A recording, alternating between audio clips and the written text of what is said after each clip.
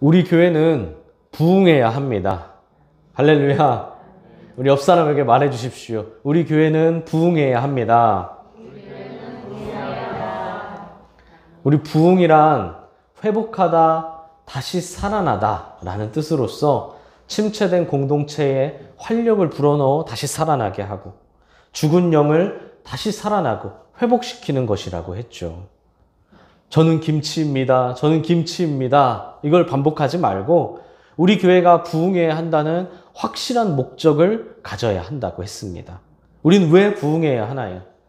부흥은 하나님의 뜻이고 또한 부흥은 하나님이 부흥을 주시는 분도 하나님이시기 때문이라고 했었습니다. 교회가 부흥하는 것이 성도에게도 가장 큰 복입니다. 하나님이 우리에게 주시는 것은 언제나 좋은 것이기 때문이죠. 청지기로서 하나님의 뜻에 따라 사는 것이 결국 나에게도 가장 기쁘고 행복한 일임을 명심해야 한다는 겁니다. 그러므로 말씀을 들어야 합니다. 기근은 양식과 물이 없어서가 아니라 말씀의 부재로 생긴다고 했습니다. 하나님의 심판의 근본적인 원인이 말씀의 부재라면 하나님 심판의 근본적인 해결은 말씀의 소유라고 했죠. 하나님의 말씀이 말라버린 교회에, 말라버린 우리 개인의 신앙에, 마른 뼈에 살과 근육이 붙게 하고 생명을 회복시키는 줄 믿습니다. 할렐루야. 누군가는 교회로부터 멀어지며 더 이상 지긋지긋한 말씀을 듣지 않게 돼서 참 좋다라고 환호할 수도 있지만 실상은 말씀으로부터 멀어진 것이 자신에게 그 어떤 것보다 가장 큰 형벌이고 저주임을 알아야 합니다. 말씀이 나를 인도해왔고 말씀이 나를 살게 했기에 여기까지 올 수 있었다는 것이죠. 물론 살다 보면 걱정과 두려움에 사로잡힐 때도 있습니다. 무엇보다 강했던 믿음의 확신이 예상치 못했던 불행에 흔들릴 때도 있고 과연 말씀이 나를 살린 건지 말씀이 나를 망친 건지 의심이 들 때도 있습니다. 얼마나 큰 아픔과 상처가 있기에 그런 생각이 드는지 충분히 이해해 볼 수는 있습니다. 얼마나 속상할까요? 그럴 때는 너무 자책하지 마시길 바랍니다. 그만큼 약한 것이 인간이고 그만큼 세상은 만만하지가 않죠. 누구든지 그럴 수 있습니다. 나만 유독 악해서 나만 진짜 악한 사람이라서 그런 것이 아니라는 거죠.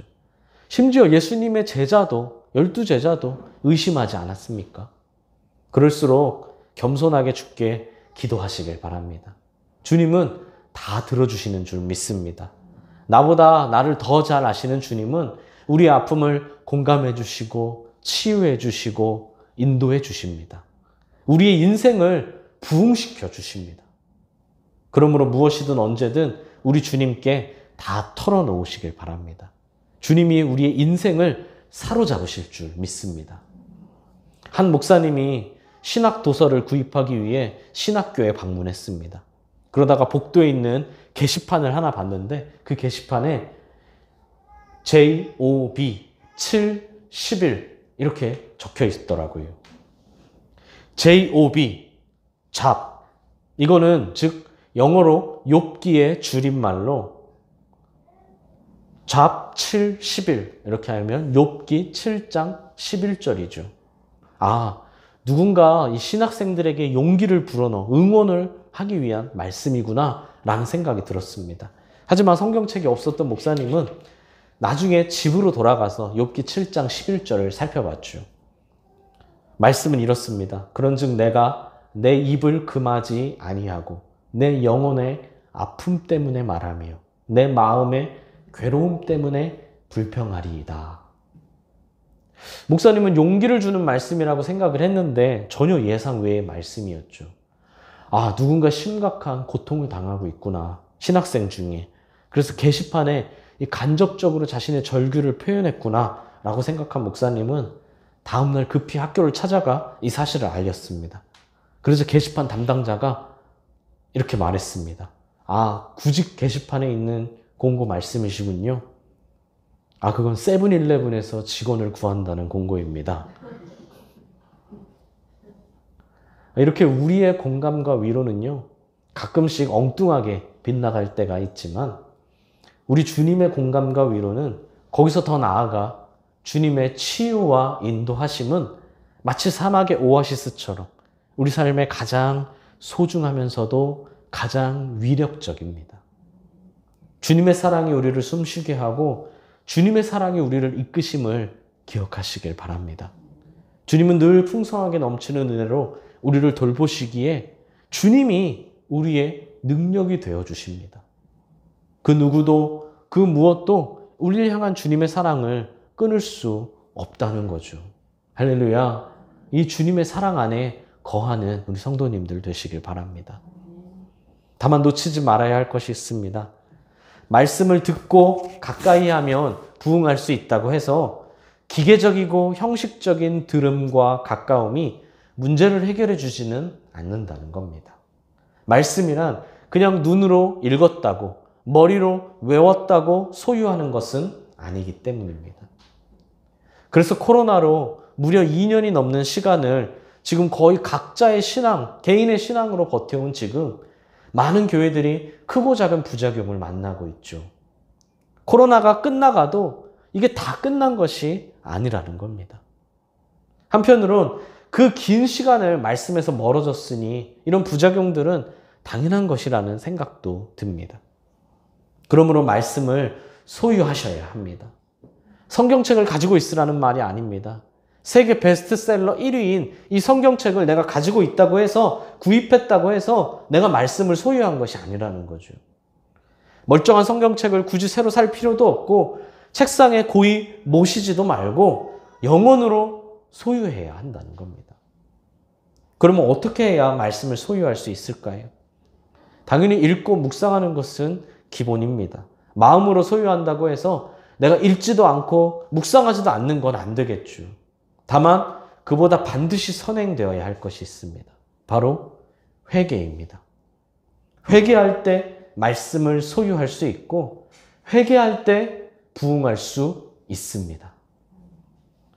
회개는 단순히 죄의 자백, 이걸 의미하지 않습니다. 진정한 회개란 죄를 자백한 뒤에 죄의 길에서 유턴하여 의의 길로 돌아가는 것입니다. 우리가 처음 가는 목적지를 갈 때 내비게이션도 길을 잘못 알려줄 수 있어요. 그러면 내 목적지를 지나쳤을 때 그냥 지나쳐서 계속 가는 것이 아니라 어디에서든지 일단 유턴해서 다시 목적지로 돌아가는 것처럼 회개는 내 잘못된 행실을 유턴해서 다시 의의 길로 돌아가야 한다는 겁니다. 죄로 인해 하나님을 떠난 사람이 다시 하나님께로 돌아가는 것이라는 거죠. 호세아 5장을 보면 에브라임 지파가 자신의 지파의 회복을 위해 그 당시의 강대국이었던 아수르를 의지하는 것을 볼 수 있습니다. 자신들에게 부족한 것을 채워줄 대상으로, 자신들의 약점을 보완시켜줄 대상으로 그 당시 강대국이었던 아수르를 선택했다는 겁니다. 물론 객관적으로 볼 때 우리가 상식적으로 생각할 때 강대국인 아수르라면 그 에브라임 지파의 부족함을 충분히 그들의 필요를 충분히 채워줄 수 있을 것이라고 생각할 겁니다. 그것이 상식적인 생각이고 그것이 일반적인 결론입니다. 그러나 그 결과가 무엇인가요? 하나님은 이렇게 말씀하십니다. 그가 능히 너희를 고치지 못하게 했고 너희 상처를 낫게 하지 못하리라. 아수르는 에브라임 지파를 회복시킬 수 없다는 겁니다. 세상적인 시각으로는, 세상적인 방법으론, 당연히 상식적인 얘기론 아수르를 의지하는 것이 너무나 맞고 그거밖에 방법이 없지만 그것이 아니라는 거예요. 방법이 잘못되었다는 겁니다. 그건 세상의 방법이라는 거죠. 하나님이 이렇게 말씀하십니다. 그들이 그 죄를 뉘우치고 내 얼굴을 구하기까지 내가 내 곳으로 돌아가리라. 그들이 고난받을 때에 나를 간절히 구하리라. 부응하기 위한 답은 회개뿐이라는 겁니다. 우리 침체된 것을 회복시키기 위해선, 죽어간 영혼을 다시 살리기 위해선 회개해야 한다는 겁니다. 그럼 그때 하나님이 다시 얼굴을 돌리신다는 거예요. 착각하지 말라는 겁니다. 답은 앗수르가 아니라 하나님께 있다는 겁니다. 지금 내 생각엔, 지금 상식적인 생각에는 이렇게 하는 게 맞지만 당연히 집에서도 이렇게 하라 그러고 세상 친구들도 이렇게 하라 그러고 직장에서도 이렇게 하라 그러고 다 이렇게 하라고 하지만 답은 이렇게가 아니라 하나님이라는 겁니다. 다행인 것은 호세아 6장 1절 2절을 보면 호세아는 이렇게 말합니다. 오라 우리가 여호와께 돌아가자. 여호와께서 우리를 찢으셨으나 도로 낫게 하실 것이요 우리를 치셨으나 싸매어 주실 것임이라. 여호와께서 이틀 후에 우리를 살리시며 셋째 날에 우리를 일으키시리니 우리가 그의 앞에서 살리라. 이스라엘이 온전히 회복하기 위해선 죽었던 이스라엘이 다시 살아나기 위해선 하나님께 돌아가야 한다는 겁니다. 회개해야 한다는 겁니다. 그때 하나님이 부흥시켜 주십니다. 호세아는 뭐라고 말합니까? 이틀 후에 셋째 날에 라고 합니다. 주님이 속히 부흥시켜 주신다는 거죠. 할렐루야. 인간은 뻔히 방법이 나와 있음에도 불구하고 자꾸 다른 길을 찾으려는 죄의 습관을 가지고 있습니다.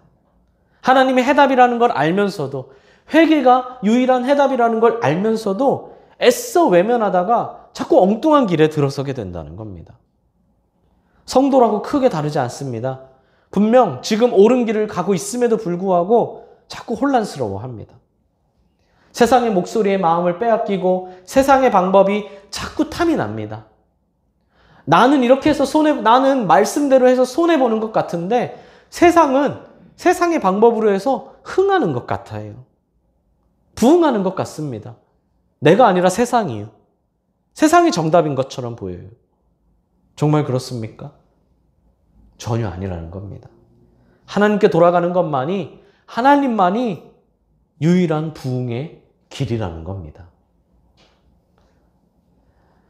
삶과 죽음의 간격은요, 불과 한 걸음밖에 차이가 나지 않습니다. 그러다 보니 삶의 길과 죽음의 길이 때로는 헷갈리고 혼동되기도 합니다. 왜냐하면 겨우 한 걸음 차이이기 때문이죠. 사무엘상 20장에 다윗과 요나단을 보십시오. 다윗은 요나단에게 자신과 사망의 사이가 한 걸음뿐이라고 합니다. 사울에게 쫓겨 죽음의 위기에 처한 다윗의 절박한 심정을 표현하고 있는 말인데요. 이런 다윗의 절박한 심정이 다윗 자신도 모르게 진리를 선포하고 있습니다. 제가 요즘에 이동수단으로 자전거를 열심히 타고 있는데요. 웬만한 거리들은 다 자전거를 타고 갑니다. 교회든 어디든 주일 빼고는 항상 거의 자전거를 탑니다. 근데 자전거를 타다 보면 가끔씩 위험할 때가 있어요. 횡단보도로 가고 있는데 자전거 도로로 가고 있음에도 막무가내로 그냥 지나가는 차들 때문입니다. 그럴 때면 1초 차이로 위험한 순간을 벗어나기도 합니다. 사고와 무사고는 겨우 1초 차이라는 거죠. 죽음은 예고하고 천천히 찾아오지 않습니다. 아무리 젊고 건강하다고 해도 나의 남은 시간이 보장된 것이 아닙니다. 내 나이가 많으면 살 날이 얼마 남지 않았나요? 아니면 내가 지금 젊으면 아직 살 날이 많이 남아있나요? 모르는 일이라는 겁니다. 그럼에도 대부분의 사람들이 이 분명한 사실을 무시하며 살아갑니다. 마치 영원히 살 것처럼 말이죠. 우리가 흔히 보는 사실 나무 한 그루보다 어쩌면 더 짧은 것이 한 사람의 인생인데 말입니다. 한 철학자는 이렇게 말했습니다. 우리는 언제나 생명이 짧음을 한탄하면서도 마치 생명이 다할 날이 없는 것처럼 날뛴다. 죽음이 누구에게나 온다는 걸, 또한 죽음은 갑자기 온다는 걸 알면서도 나 자신만은 예외라고 생각하며 살아간다는 거예요. 과연 죽음이 내 코앞에 와 있다면 과연 누가 지금처럼 믿음 없이 살 수 있겠습니까? 누가 지금처럼 선택하며 살 수 있겠습니까? 죽음이 나와 상관없다고 생각하고 살고 있거든요.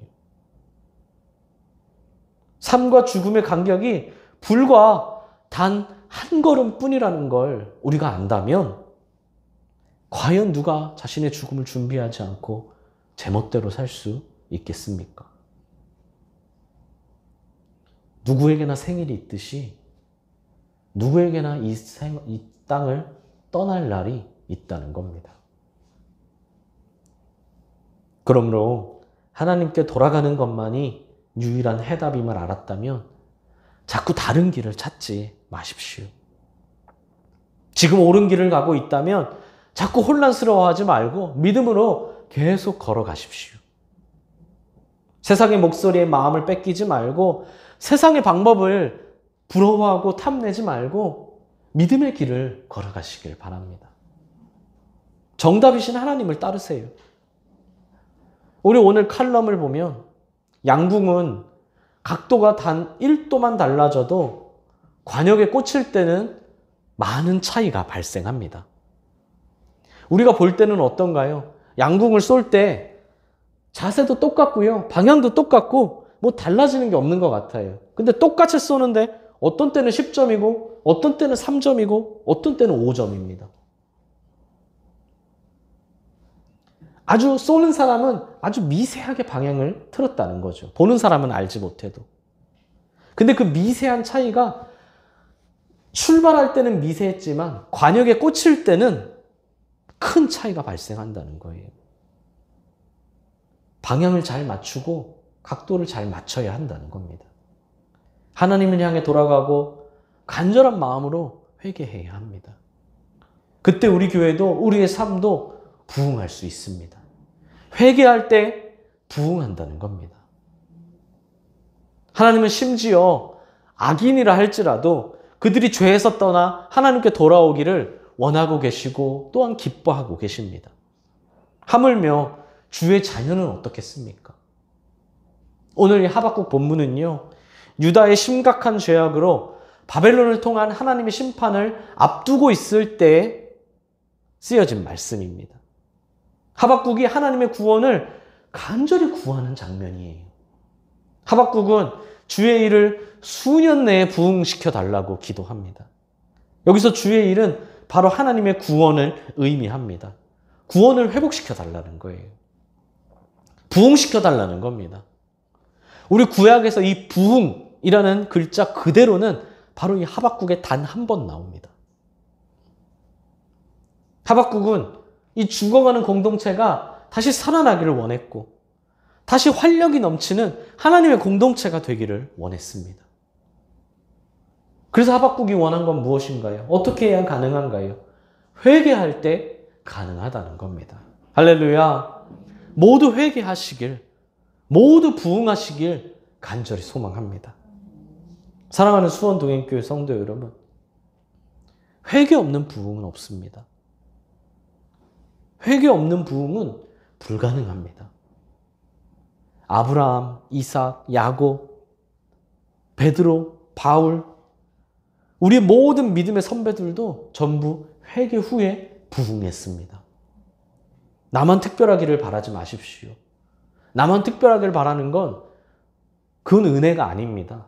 오히려 망하는 길이에요. 하나님, 저만, 하나님, 딱 이번만요. 이런 기도도 한두 번이지요.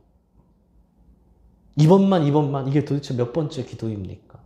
나만 특별하기를 원하는 생각은요, 인간의 교만을 몰라서 하는 소리입니다. 아무리 겸손한 사람도요, 단 한순간에 교만해지는 것이 인간입니다. 그 목사도 마찬가지입니다. 목사도요, 일평생 개척하고, 기도하고, 평생 경건하게 말씀 가까이 하고 살다가요, 단 한순간의 사건으로 교만해지기도 합니다. 그래서 끊임없이 방심하지 말아야 돼요. 마지막 순간까지요. 진짜 숨을 다하는 순간까지요. 무시하는 것이 아닙니다. 회개하지 않으면 누구나 그렇습니다. 진짜 답이 없는 것, 진짜 답이 없는 것, 이게 바로 인간이에요. 그러나 그럼에도 인간에게 희망이 있는 이유는 아직 회개할 수 있는 기회가 있기 때문입니다. 아직 내 코, 입이 숨을 쉬고 있는 이상, 아직 나의 심장이 뛰고 있는 이상 회개할 수 있는 기회가 남아있기에 희망이 있다는 겁니다. 하나님이 우리를 기대하고 계시기 때문이고 아직까지 기다려주시기 때문이죠. 그러므로 지금 회개하셔야 합니다. 어두운 날 다 지나고 라는 찬양이 있습니다. 아시는 분도 계시겠지만 가사를 한번 읽어드릴 테니 들어보십시오. 우리 동행 노트에도 일부가 적혀 있습니다. 한번 같이 보십시오. 어두운 날 다 지나고 그가 빛을 발하리. 쓰러져가는 우리 영혼 주가 붙잡아 주시리. 우린 쉬지 않으리. 이 길에 끝이 있으니. 한 걸음 한 걸음 주와 함께 걸으리. 우리의 걸음이 끝나는 그날 매 순간 함께 하시니 우리를 안아주시리. 더 이상 눈물 없으리. 당신의 그 나라에서 이제 영원히 주 품 안에서 우리 찬양하겠네. 우리 가는 이 길 세상이 미련하다 해도 우리는 주가 보여주신 그 한 소망 있으니 어둠의 조각조차 그곳에 발들이지 못해. 당신의 나라에 우리 영원히 거하네. 세상은 우리를 향해 끝없이 손가락질하며 미련하다고 어리석다고 비난합니다. 이런 세상 속에서 살고 있는데 어떻게 성도에게 눈물이 없겠습니까? 이렇게 어려운 만만하지 않은 세상 속에 살고 있는데 어찌 성도에게 어둠의 조각이 찾아오지 않고 어려움이 찾아오지 않을 수 있겠습니까? 찾아옵니다. 눈물이 흘립니다. 그러나 쓰러져가는 우리 영혼을 우리 주님이 붙잡아 주시는 줄 믿습니다. 한 걸음 한 걸음 주와 걷다 보면 어느새 우리의 걸음이 끝나는 날이 온다는 겁니다. 이 땅은 영원하지 않기 때문이죠. 그날이 오면 매 순간 우리와 동행하신 주님이 우리를 안아주시고 어둠의 조각조차 발들일 수 없는 그곳에서 영원히 주 품 안에 거하게 될 것입니다. 이것이 우리의 소망 아니겠습니까? 모든 것을 단번에 역전시키는, 모든 것을 완전히 뒤집히는 우리 아버지 하나님의 놀라운 역사가 우리를 기다리고 있다는 겁니다. 이미 예비되어 있다는 겁니다. 그러므로 부응해야 합니다. 회개해야 합니다. 말씀을 품으십시오. 그 선택에 결코 후회도 실망도 실패도 없을 것입니다. 진실로 주께 나아가는 자에게 주님의 영원한 나라가 예비되어 있는 줄 믿습니다. 누구에게 예비되어 있습니까? 우리에게 예비되어 있습니다. 우리 수원 동행교회에 예비되어 있어요. 또한 지금 순종하고 있는 우리 당신에게 예비되어 있습니다. 이 믿음으로 살아가시길, 이 믿음으로 승리하시길 간절히 소망합니다. 우리 모두 간절히 함께 기도해야 해요. 하박국처럼요. 주님, 주의 일을 이 수년 내에 부응하게 해주세요. 주여, 이 수년 내에 나타내 주세요. 진노 중에라도 긍휼을 잊지 마시고 우리 수원 동행교회를 잊지 마시고 저를 잊지 말아 주시옵소서. 를 이렇게 기도해야 합니다. 이렇게 기도함으로 회개함으로 말씀을 품음으로 수년 내에 부흥케 하는 하나님의 역사를 경험하는 우리 사랑하는 성도님들이 되시길 간절히 소망합니다.